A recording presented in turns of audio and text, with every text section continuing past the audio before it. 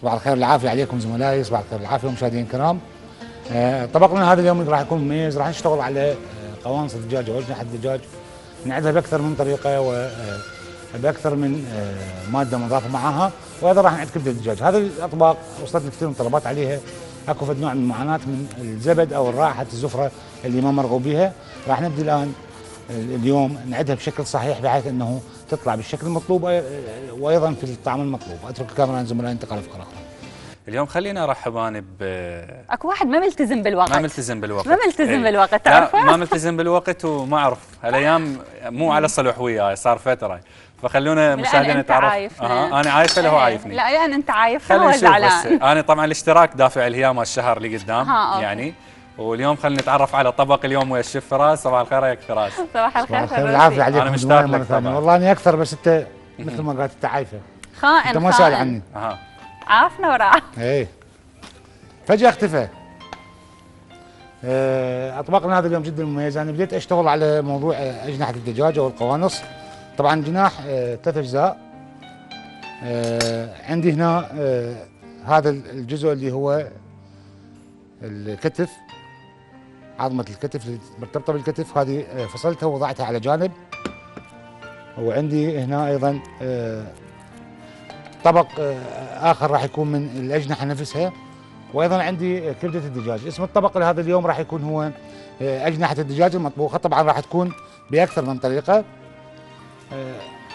مطبوخه باكثر من طريقه. راح تكون عندي طريقه الطبخ وطريقه الشوي، وايضا عندي طريقه اخرى لطبخ الكبده. طبعا طريقه جدا مميزه، اتمنى الكل يتابع حتى تخلصوا من راحه الزبد او الزفره اللي تظهر عندنا هنا مع الطبخ. عندي هنا كل انواع الدجاج، كل انواع الدجاج الموجوده. عندما نتبلها لازم نتبلها بمجموعه توابل حتى تاخذ الطعم المطلوب او النكهه المطلوبه، وبالتالي نكون احنا يعني مسيطرين عليها كعمليه طبخ. التوابل المطلوبه مع الدجاج عاده اذا كان مشوي ياخذ عندنا البابريكا البارده او الفلفل الاحمر البارد، بالاضافه الى الزنجبيل والكمون والكزبره، اساسيات، بالاضافه للفلفل الابيض. هذه المواد اذا توفرت عندنا مع الدجاج وتتبل بشكل جيد يعني مع عصير الحامض وقبل وقت، راح ينتج عندي بالتالي مزيج ممتاز من النكهه مع الدجاج نفسه. وعمليه الشوي لازم تكون على نار هادئه حتى ما يحترق الدجاج، وبالتالي يكون مطبوخ 100% وكل الزوائد تخرج من عنده بشكل مبسط. طبعا الدجاج انا غسلته بشكل كامل بالماء البارد. هاي اساسيات طبخ الدجاج، اي نوع من الدجاج اذا كانت قوانص او فخاد او صدور او اي شيء اخر، يغسل الماء البارد بشكل جيد بدايه حتى يكون خرجت منه كل الزوائد ما مرغوب بها، واللي هي ممكن تذوب بالماء البارد وتخرج مع الماء البارد. اما فيما يخص المرحله الثانيه مرحله الطبخ، راح ابدا اتبل الان الدجاج هنا. والنوع الثاني من الاجنحه اللي هو القوانص الحقيقيه اللي اخذت منها المقصات، راح تكون عندي مطبوخه، راح نطبخها ايضا بطريقه اخرى ومميزه جدا. بدايه خليني بس انطي تتبيل للدجاج. عندي هنا كزبره وكمون،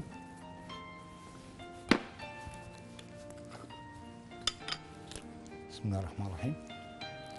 رشه بسيطه هنا، وايضا هنا رشه بسيطه، ما احاول اكثر هنا لانه عندي طبخ يعني لسه راح تاخذ ثوم وتاخذ بصل وتاخذ طبخ كثير على نار متوسطه. وهنا ايضا راح تاخذ شوي لكن تحتاج لها توابل. هاي ايضا الكمون،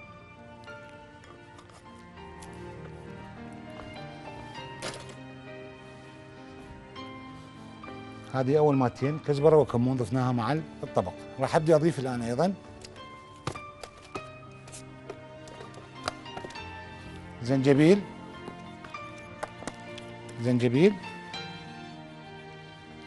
في المكانين، ايضا ابهار ابيض او فلفل ابيض. طبعا البعض يضيف الثوم الباودر والبصل الباودر، ممكن، لكن انا ما افضل نضيفهم لانه انا اساسا ممكن اضيف البصل مع التتبيل وبالتالي يعطي نكهه مميزه. يعني ممكن انا اخذ الان، بسم الله الرحمن الرحيم، خلصنا هاي مال الدجاج. نبدي ناخذ قطعه بصل نضيفها مع التتبيل للاجنحه بالشكل، وايضا الباقي راح نقطعه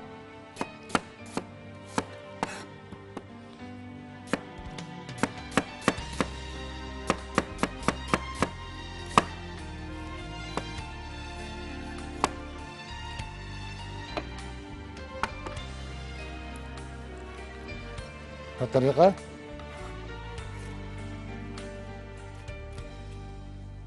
هالشكل. خليني أول ما أبدي أضيف كمية بسيطة من الزيت. كمية بسيطة من الزيت نضعها في داخل القدر وأبدي أضيف وأنزل الأجنحة. بسم الله الرحمن الرحيم.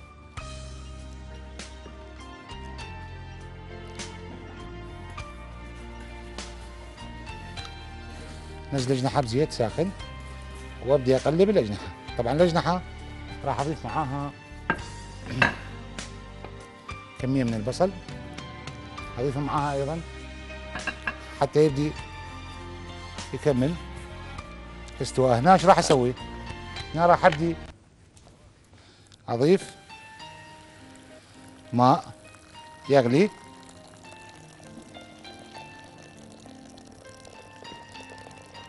ماء يغلي حتى نبدي نسلق القوانص، عفوا الكبدة. الكبدة عندي هنا جاهزة، راح أضعها في داخل الماء بهالشكل. أيضا أول ما تبدأ عندي بالغليان هنا راح أضيف كمية بسيطة من الحليب السائل أو حليب باودر، ماكو مشكلة. شغل الحليب هنا شنو؟ هسه إذا ممكن محمود تقرب عندي شوي هنا أكثر. أكو هنا أكو هنا عندي هذه الخيوط اللي بدأت تخرج، هذا خيوط الزبد أو الزفرة.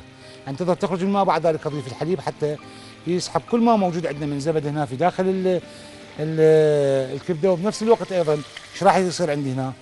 راح يصير انه تبقى الكبده بلون ابيض، يعني تحافظ على لونها ما تسود بعد ما نسلقها ونطلعها نبردها، تبقى محافظه على لونها وشكلها. عندي هنا تتبيل الدجاج ايضا، الاكتاف او قطعه الجنح الخاصه بالكتف، ضفنا لها قليل من البابريكا السائله اللي هي بارده او حاره ماكو مشكله بالنسبه لي استخدمها. وايضا راح اضيف عصير ليمونه واحده حتى احرك، ورشه ملح حتى احركها واتركها تكمل. هاي رشه ملح بسيطه، واضيف عسل حامض واحركها واتركها تكمل تتبيلها او تخميرها بشكل كامل. طبعا احنا المفروض انه نكون قبل يوم احنا مخمرين دجاج ونوضع داخل الثلاجه، يكون طعمه جدا مميز. لكن اذا ما توفر عندنا قبل يوم ممكن انه نسوي تخميره سريعه بتركيز المواد عليه، وبالتالي الشوي على نار هذا مع نفس الصلصه اللي احنا خمرنا بها راح ناخذ طعم ايضا قريب. لكن افضل دائما يكون التتبيل قبل يوم، يعطيني نكهه مميزه وطعم مميز في نفس الوقت. مشاهدينا عندي الان الدجاج تبل بشكل تام، ياخذ وقت فقط لاخذ النكهه مو اكثر، مع التحريك بين فتره واخرى، يعني نصف ساعه تكفي لاعطاء نكهه لهذا الدجاج. لكن انا افضل انه قبل يوم مثل ما قلت لك نضعها داخل الثلاجه. عندي هنا دجاج هذا ايضا، ثواني فقط استاذ اسمح لي. عندي دجاج هنا ايضا هذه الاجنحه، البصل بدا ياخذ تحميره مع الاجنحه، هذه مرحله اولى. المرحله الثانيه راح نبدي بها ان شاء الله في البارت القادم، انتظر فقط انه تتحمر المواد واضعها على جانب حتى نكملها في البارت القادم. وايضا عندي الكبده هنا لحد الان ما وصلت الغليان، يعني اول ما توصل الغليان راح اضيف الحليب واجهزها ونصفيها ان شاء الله في البارت القادم. لكم الكاميرا زملاء انتقل بقى. وانا اليوم مستغرب من المكان يم فراس، لان الشاي صار هواي مشاربه. هي غريب عليك المكان، مستكانات جدا لا استكان جديد على الخير. فراس هذا مو استكان، طشت هذا قلاص. لا اكو تغيرات جدا. اي داوم متطور فراس من عفته، حتى وزنه نازل. هاي بفلوس الاشتراكات اللي لمها فراس انا اشتراك بعد فول. فراس وزنه كم نازل؟ احمد جاب لي تراك سود، فقال لي شو وقت تشترك بالقاعه؟ قلت له والله يا هلا يام. زين كان رجعت الاشتراك سود. لا ما هو كان الحجه عنده ما يتمرن بها، ما عنده تراك سود. قلت له تراك سود يجي، جاب تراك سود. قمت نروح ازوراني البس تراك سود واطلع العصر يجي نوبات. هي من وحده ضعفت وقارة عليه ما شو اسوي لها. امزين بدون تمرين. والله يا احمد انا نزلت نزله ثقيله كلش، يعني لا نازل وزنك اكثر من 24 كيلو نازل اني ظرف هاي الايام ما شاء الله. هو شهر رمضان شهر الخير والبركه، نزلت يعني من 6 كيلو. ليش زدت برمضان؟ ها؟ انا ليش زدت انا مو تاكلين 5 وجبات افراط بالوجبات، 5 وجبات باليوم، قلي لي شويه. احاول ان شاء الله.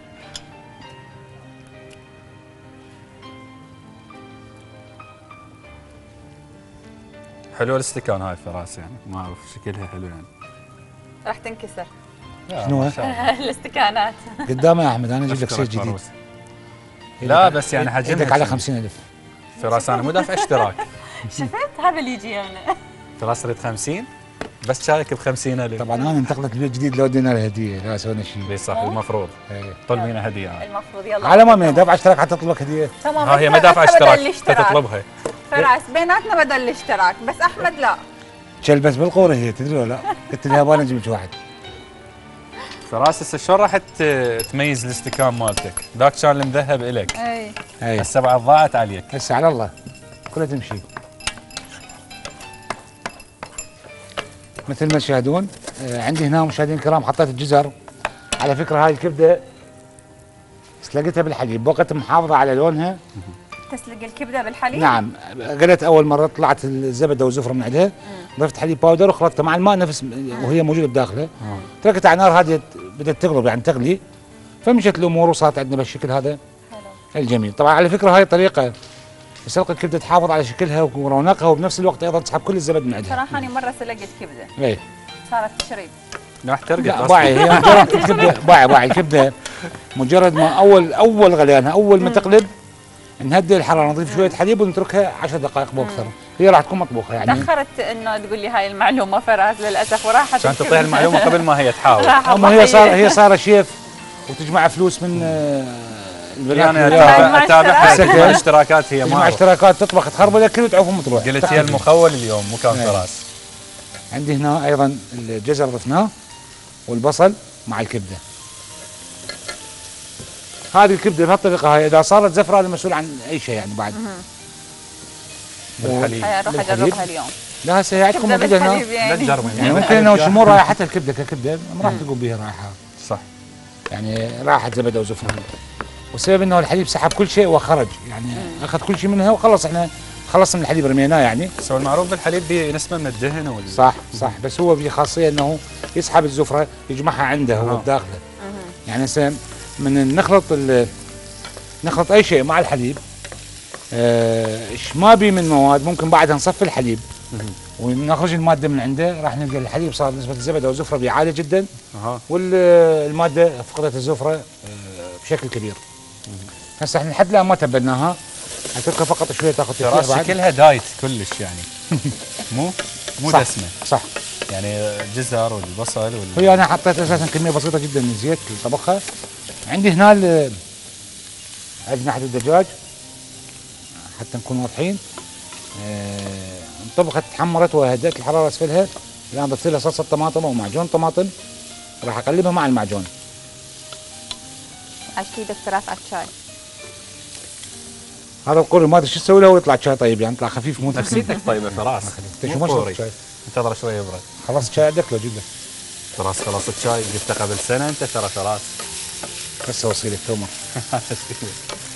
عندي هنا هذا كل اللي جاب لك تراكسون؟ لا هي العلاقه روحيه موجوده. وانا ردت قوري ما انطاني من المطبخ. لا قال لك حجيب لك قوري تستاهلي يعني قوري واستكان اجيب لها اشتري بعد. مثل هذا هيك لونه حلو. اخذ جهالي وراح خطار يجمون الشقه بنفس اليوم. انت لازم تروح خطار مو تودي قوري هيك يعني حتى هي تطبخ وتضطر تدخل للمطبخ. لا مو بس ياخذ جهالي يجمون الشقه. وانت شوف شو راح يصير حريق عندهم. حط طفايه وياك. مثل ما تشاهدون مشاهدينا الكرام عندي هنا الكبده اخذت تشويح كامل بس راح ابدا اتبلها. عندي هنا هاي الاجنحه القوانص بعدين شوحناها بشكل تام مع البصل واخذت تحمير كامل على هذه الحراره. ابدي اهرس فص من الثوم اضيفه معاها. شوف طريقه الهرس. تقدرين تسوونها طريقه مال الهرس؟ بعد 20 سنه يمكن تحاول. ها ترى هي ايضا طباخه ماهره. ثم يعجن فراس نسينا هاي الطريقه هاي ايش تسوي؟ جوليان لو لا هذا يتقطع يعني مجرد انه يعني هشم الثوم. ثم القطعه جوليان لازم تقصها شرايح في البدايه هاي ايضا مع الكبده. نرجع نقلب.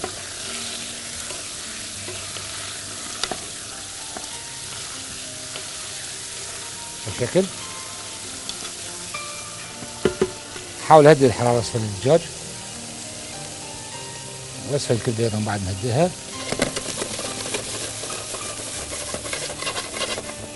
نحتاج دقيقه واحده فقط. وهنا ايضا نهدئها اكثر. حتى نضيف ممكن ليمونه من عندي كان. اي ممكن. شو اشرب شاي؟ قلت لك شوي برد خلص.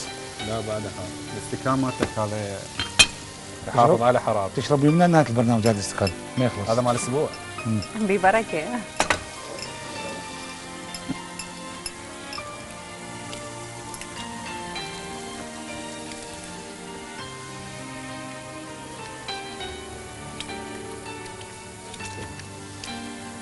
هذا عصير ليمون راح نضيفها معاه. ضفنا جزء وجزء مع الكبده. يعني طفينا الكبده بعصير الليمون، وايضا عندنا الاجنحه ايضا طفيناها بعصير الليمون وعلى نار هذا. هسه ايش راح نسوي؟ راح نبدي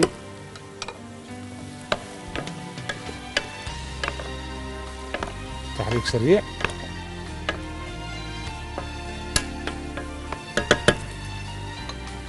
ناخذ شويه توابل. طبعا بالمناسبه فعلا الكبده بسرعه يعني من الاشياء اللي بسرعه تنطبخ وبسرعه بسرعه ممكن تحترق. شو يقولون روحها عزيزه. اي هيك بسرعه يعني. رشه فلفل اسود للكبده ايضا لان انا احبها فحاولت اسويها. تعرفين ليش تحبيها؟ ايضا يعني كلش سريعه بالطبخ، تاخذيها وتطبخيها بسرعه ما راح ومو ثقيله على المعده. بالعكس الكبده ثقيله. لا ليش انا احسها مو ثقيله؟ ما اعرف. ثقيله هي بين اسباب زياده الوزن عندي. اوكي. كعمليه هضم ثقيله. بس هي طيبه. يعني عموما مو صعبه هي يعني. عندي هنا القوانص صارت شبه جاهزه. عندي هنا الكبده ايضا اخذت تشويح مطلوب. راسك مطاعم مختصه شعبيه دائما بالكبده، يقول لك اروح اكل يوم هذا كبده. حتى انا يعني في اسكندريه اكو مطاعم خاصه بالكبده. كبده دجاج وكبده اللحم. شاك وعربانات هم هواي تلقاها متوزعه. انا ما لي علاقه. اكو مطعم اسمه العربي باسكندريه خاص بالكبده الاسكندراني. يتبارون طريقه تقديم الكبده. على فكره من الاطباق اللي لذيذه جدا. احب المقبلات الكبده بدبس الرمان، شو تسوي لنا اياها؟ هسه راح اضيف دبس رمان على الكيف. لا تستعجلين على طول. وصل شو عايز تقول لي على اساس انا عندي خبره يعني. لا انا اكلها عندي نعم خبره. نعم نعم نعم نعم نعم. مثل ما تشاهدون عندي الفلفل الاسود وملح ضفنا ايضا الكبده. نار هادئه جدا. خليني هسه ابدي انطي طعم للاجنحه. اكو عندي هنا بنت اخذ كميه بسيطه.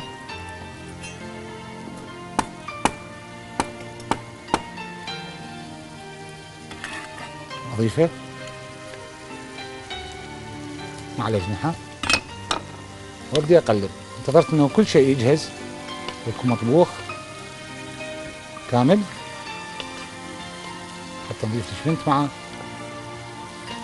اجنحه. يعني بعد ما تحمل يعني بالفاصل ممكن خلاص ما يقل. تتذوق يعني؟ ايه. عندي الكبده هنا ايضا صارت كامله وجاهزه. فقط اضيف دبس الرمان ونقدمها ان شاء الله في البارت القادم. ايضا عندي الاجنحه موجوده بالفرن على وشك ان تكون يعني على وشك ان تستوي. ممكن محمود ثواني.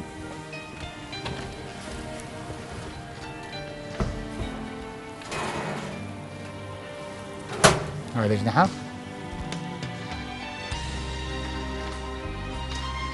على حراره معتدله جدا، يعني درجه حراره 180 درجه مئويه.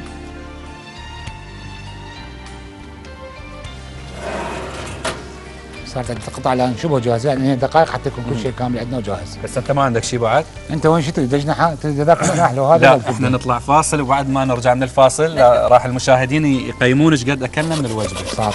يلا انا مشاهدينا فاصل وبعدها متواصلين. نوصل الى مسك الختام. مشاهدينا دائما يكون ويا طبق الشيف فراس، وايضا راح نكون يم فراس هم له راي ثاني بقضيه الزواج. هو شنو رايك فراس؟ الزواج قسم ونصيب، كله حكي هذا. وعلى ايمان تام انا بهذا الكلام. انت ويا الزواج لا هو قسم ونصيب. يعني انت حتى اللي يعني تاخر سواء بالزواج مبكر او متاخر هو قسم مبكر متاخر كله مكتوب باذن الله سبحانه وتعالى، ومكتوب من يوم مولد الشخص يعني. زين ليش نختار اذا هيك؟ ليش يكون مره تقول ايه ومره تقول لا؟ يجوز حتى من تختاري انت، هو الله سبحانه وتعالى كاتب هذا الشخص يعني. لا بس بالتالي احنا عندنا يعني الله اعطاك القدره على القرار والتفكير واختيار المناسب لك. يعني ما هو مو مثلا شكلك اللي انولدت به فما تقدر تغير. يعني فراس أنت يربطها تريد مثل وانا اريد والله الأقدار. يفعل ما يريد، مو كيفش هذا. بس هي تبقى شنو؟ تبقى فراس معاند يعني مصر. مصر على القضيه. مصر. يعني فراس انت تربطها بان هي كانما قضيه قدر، هذا المكتوب لك. نعم، زين ممكن مكتوب. بان انت شخص تخوض مكتوب. تجربه تنتهي وتتزوج بعدها زواج ثاني تستقر به بحياتك. ممكن، ليش لا؟ بس هو كلها ايضا مكتوب، هذا كله مكتوب. كله مكتوب. أنت على مع العموم، النظرية. على العموم يبقى هو لصيانه الزواج المحافظه عليه، الادراك مثل ما تفضلت قبل قليل. العمر بعد ما يعبر 29 او 30 سنه يكون يكون الوقت مميز المناسب. ومفضل للزواج. انا احكي عن تجربه. يكون افضل، الشخص يكون مدرك، عقله كبير، ممكن يتجاوز المشاكل حتى اذا كانت زوجته صغيره بالعمر و من النوع اللي مثلا يعني ما وصل مرحله الادراك الحقيقيه، يقدر هو يستوعبها ويتعامل وياها ويحافظ على حياته الزوجيه. اما اذا كانوا اثنينهم صغار فصدقوني ما راح تكون حياه وتكون مشاكل مو مهما ناجحه. راح يكون الاب يتدخل والام تتدخل، ونفس الحاله من طرف البنت هم نفس الموضوع، وبالتالي راح يصير ملحمه كونيه ما بين العائلتين، مو اثنين من الزوجين تصير عائلتين بيناتهم مشاكل. فعلا. انت ما شفت انا شلون سالتني، ما اعرف كانت كل شيء يعني منفعله بالقضيه. أنا. قالت يعني اذا انت تعقل تتزوج لا انت ذات الزوج تزوج تعقل. قلت له يعني شنو اللي ايش بيه؟ ما تعرف شنو هذا كلام دارج عندنا احنا كمجتمع، انت تعرف انه زوجه حتى يعقل، اي فعلا. زوجه حتى يستقر. هي مو القصد انه هذا الشخص يعني طبعا مو معاقل، لا. راكز او هذه. لكن القصد انه مثلا السي احمد متمرد، انا اعرف التماديه الحجيه، خطيه والله ما ماديها. طلعاتك طباتك روحاتك جياتك، نكون صريحين. اي انا يعني عشت هاي تريد المرحلة. تكون يمكن تريد لابنها يكون الاستقرار، رحم الله تفكر والديك. بالحياه حتى حتى تستقر. يرجع المستقبليه. 10 بالليل. تجي خالتك، تجي خالتك، تجي اليوم عمتك. راجع للبيت ال10 ها؟ بالليل. اي طبعا. لا يرجع ورا 10 مباراه ثانيه نقول 12 على العموم. فتجي خالتك، تجي عمتك، وش قالت لها؟ قالت لها: ام احمد زوجي خلي عقل. اي هي حكايه دارجه، هي مو القصد إيه منها طبعاً، هاي مثل ما ماشية الناس عندنا. تفهم، اي لكن هو حتى تكون قريب. احمد يقول وسألت- على كلام بعد دقيقتين. انا قبل سالت على العمر، يعني هي النساء كلش تتهرب من قضيه العمر والمواليد. لا عادي، انا عمري 30 سنه يعني ماكو مشكله. انا يعني إحنا تقريبا نفس الشيء. 300 انا دائما، عمالة انتظر انه اعقل. 300 دائما تكون مميزه، يعني تكون مدركه وواعيه كيف كل مرحله عمريه. تلم الاسره حقيقة. وترتبها. يعني هي اساسا الام هي اساس الاسره، يعني الزوجه هي أنا اساس أشوف كل الاسره. مرحله عمريه لها ميزه معينه يعني. لها جمالياتها 25 ومميزاتها، 20 صح. حتى المرحله ال 18 وال 15 ال 30 ال 40 كل مرحله عمريه. وهي التجارب اللي تمر بها خلال المجتمع اللي تعيش به، تسمعها القصص كلها يتكون عندك صوره بخزين معرفي او يعني القضايا الاجتماعيه بالحياه بالزواج. فاكيد العمر يعني ايضا طريقه شيء مهم. التعامل مع المستجدات، مع الاحداث اللي تصير بحياتك سواء على المستوى الاجتماعي العائلي كلهم. طبعا همي انا فعلا مثل ما هو ربط بقضيه مهمه مخرجنا، يقول مرات طبعا مخرجنا تحياتنا لاحمد كنعان، يقول دائما قضايا العمر مرات مو هي تكون اللي مختلفه، مو هي ما اللي مرتبطة، تحدد، نعم. ما مرتبطه. بس هذه في ما بس يعني هاي قليل، من حالات القليل يعني نادره، نوادر تكون فراس. حالات نادره. ويبقى التنشئه، التعليم، البيئة. كلها اشياء تحكم. بسم الله الرحمن الرحيم.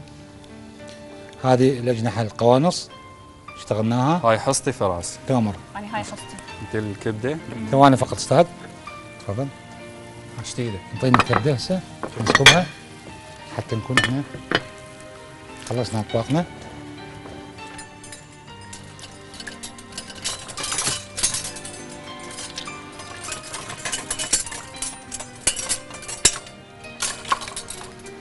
بسم الله الرحمن الرحيم.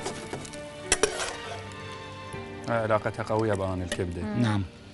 بحيث منتظرتها من البدايه.